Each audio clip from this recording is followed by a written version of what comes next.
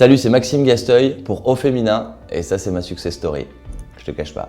Je m'appelle Maxime Gasteuil, je suis humoriste, j'ai 30 ans. J'ai fait des études pour faire plaisir à mes parents, puis pour me dire aussi à moi-même que j'étais capable. Donc une fois que j'ai eu mes diplômes, je me suis dit là il est temps de partir et j'ai bien fait. Me voilà aujourd'hui chez Au Féminin, on est bien reçus. Café, cocktail. J'ai pris une salle en me disant que j'étais Gad Elmaleh et puis finalement dans la salle il y avait personne. Je jouais une fois par semaine, je me rappelle. La première fois, personne. La régisseuse vient me voir, elle me dit bon, il n'y a pas de... Je dis bon, je vais aller boire l'apéro. Et la semaine d'après, elle me dit on a une vente. Et je sors, c'était un de mes meilleurs amis, Mehdi, qui était devant. Et je lui dis bon, on va aller boire l'apéro aussi, hein, c'est pas grave. J'ai jamais pensé que c'était facile. Mais je savais pas que c'était aussi dur. Non, ça a mis du temps, mais y a des étapes à passer et je les ai acceptées. J'étais quelqu'un de très impatient et je suis devenu un peu plus patient. La première motivation, je pense, c'était la passion du rire, de l'humour. Et je me suis rendu compte que c'était une passion quand même les étapes que j'ai passées étaient compliquées. J'y retournais. J'associe ça à des sports extrêmes où tu sais, tu y vas, tu te casses la jambe, le pied, puis le lendemain tu remontes sur ta planche ou sur tes skis.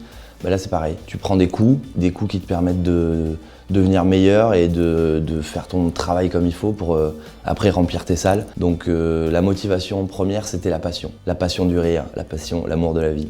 Le Jamel Comedy Club c'était énorme, c'est un ami qui m'avait demandé de venir jouer à sa place sur un plateau qui s'appelle la Deb Jam et au fur et à mesure que tu le fais, c'est tous les mardis, il y a quelqu'un un repéreur de talent, Jean-Michel Joyot qui te voit et si il aime ton travail, il te pousse à le refaire jusqu'à accéder à l'émission sur Canal+ ou au Marrakech du Rire Jeune Talent. Et un jour, au bout de quelques mois, il m'appelle en me disant tu fais l'émission cette année. Le truc de fou, je rencontre Jamel. Jamel me propose après de venir jouer en privé devant l'équipe de France avec une partie de la troupe. Tu te dis c'est pas vrai, on me pince, faut me faire quelque chose, mais non, c'est...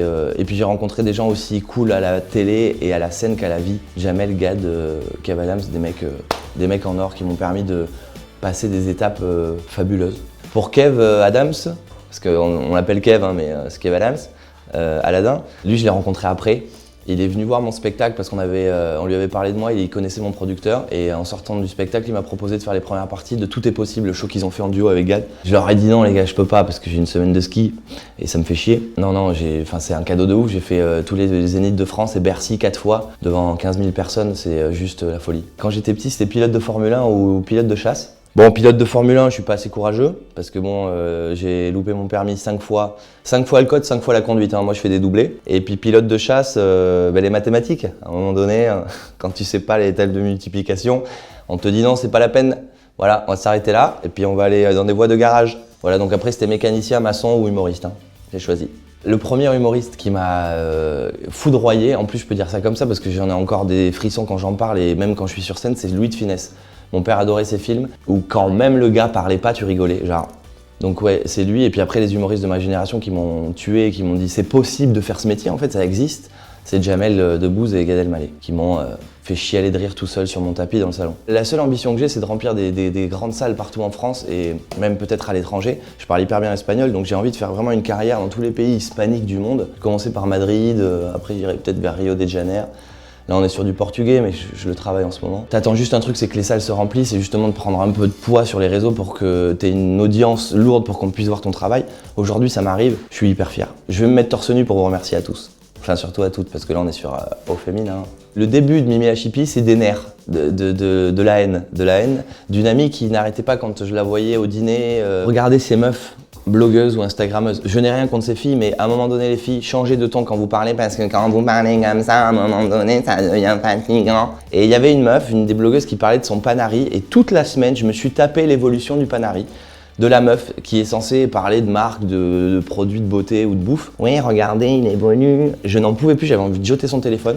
Et de nerfs, j'ai transformé ça en gaulerie. Je me suis dit, bon, mais je vais les imiter. Moi, j'avais accès aux filtres sur Snapchat. Et j'ai commencé à faire des séquences comme ça. Et mon agent de ciné me dit, mais c'est hyper marrant, on se tape des barres au bureau sur tes stories. Fais une vidéo, compile-la et poste-la sur les réseaux. Et la vidéo, je la poste. Et en une semaine, on fait 1 million de vues. Et là, je crois qu'elle a 3 ou 4. Donc Mimi la Chippie est née comme ça. On lui a fait un compte Instagram. On l'a mis dans le spectacle, vous viendrez découvrir. Je parle de ce nouveau métier, les blogueuses, celles qui vendent des baies de goji. Il y a plein de blogueuses qui me suivent et qui me disent que c'est super marrant d'avoir du recul et de l'autodérision sur ce métier-là. Parce que moi, je me taille autant que je les taille à elles ou d'autres secteurs de métier ou d'autres comportements. Je tape pas sur les gens, c'est vraiment... je regarde les défauts ou les qualités et je prends pour faire des trucs marrants. Mais non, elles sont plutôt cool. Je pense qu'il y en a une qui m'aime pas trop parce qu'elle a compris que je l'imitais elle. Mais je vous dirai pas de qui c'est.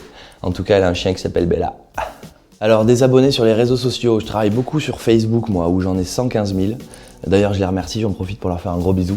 Et Instagram, on est 46 000 depuis quelques heures, donc je suis très très heureux. L'idée d'opposer Paris l'idée, 1, 2. Après j'ai des problèmes aussi de phonétique moi, hein. Je vais voir des, comment on appelle ça, des orthophonistes, on me souffle le mot, hein. Des orthophonistes. Tu vois, j'ai pas le mot parce qu'il faut que j'aille en voir un. Je suis Paris-Province, voilà. C'est-à-dire que là, vous le voyez pas, mais j'ai des Santiago et je suis habillé un peu en hipster. Il y a une fusion des deux, on est dans la fusion. J'ai grandi dans un petit village, je vis à Paris. J'ai vu que c'était des comportements différents, j'ai essayé de les dissocier et en faire des vidéos, et en parler dans le spectacle, et on est vraiment différents. C'est comme si Anne Hidalgo et le maire de mon village avaient fait l'amour, Maxime Gasteuil. Je me sens saint-émilionnais, je viens de là-bas avant tout, mais j'adore Paris. Je vous jure qu'aujourd'hui, quand je redescends à la campagne et que je n'entends pas un bruit de circulation, ça me fatigue. Il faut que je remonte. Il faut que je prenne un peu de peau d'échappement dans le visage. Ça me fait du bien. Le pire des Parisiens, il peut te faire un... De toute façon, moi, à Paris, je suis qu'en vélo. Voilà. J'ai pas de frein, c'est un fixie. Et le matin, vraiment, boulgour, quoi. Le provincial, tu vois, il est plus cool. Tout de suite, il va te faire rire. C'est le genre de mec, il arrive au bar, le serveur, il lui dit « Qu'est-ce que je te sers ?» Il lui dit « La bite, mais pas trop fort !» Le conseil que je pourrais donner, c'est le travail. C'est ce qu'on me dit, moi, quand je suis arrivé, les gens qui étaient plus connus que moi. Jamel Debbouze m'a répondu un truc super. Il m'a dit « Le plus dur dans ce métier, c'est de savoir dire non. » J'ai compris. Au début, je comprenais pas, maintenant j'ai compris. Ils m'ont dit, bah le travail. Je dis, mais non, mais il n'y a pas un truc, genre un code comme dans GTA ou un cheat, quoi. C'est comme dans tous les métiers, quoi. On fait le truc qui...